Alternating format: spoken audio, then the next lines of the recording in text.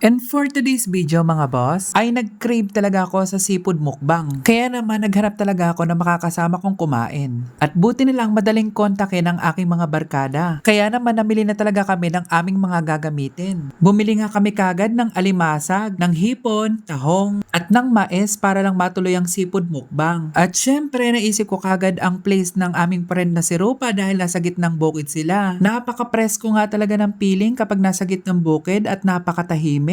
At hindi pa nga namin siya inabutan sa kanilang bahay. Kaya naman kami talaga ang nag-prepare ng aming mga gagamitin. Ako talaga naghiwa ng mga gagamitin kahit di naman talaga ako marunong. Pero okay lang naman. Pagka natuto ko magluto, at least makakapag-asawa na ako. And this is actually our very first time na kapagluto ng ganito. Kaya naman talagang kabado ko. Pero syempre magrurunong-runungan tayo. Kahit hindi namin nakompleto ang mga ingredients, ay ipipilit pa din namin kahit hindi na tama. O yung iba dyan sumusuko agad.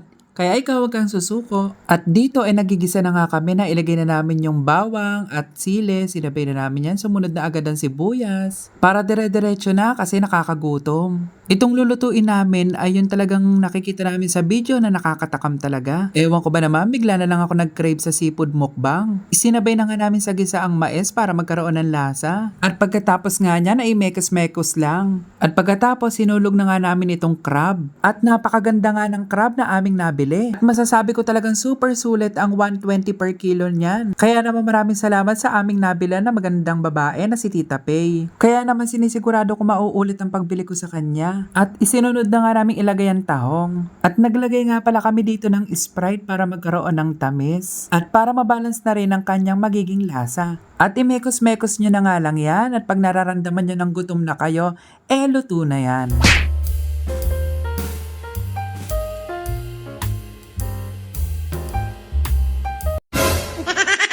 At nung makita kong busy pa sila, ay nauna na nga ako magmukbang sa kanila. At syempre, hindi tayo papatalo mga boss dahil kainan. At huwag na huwag kang papatalo, lalo na pagka malaki ang share mo. Charot!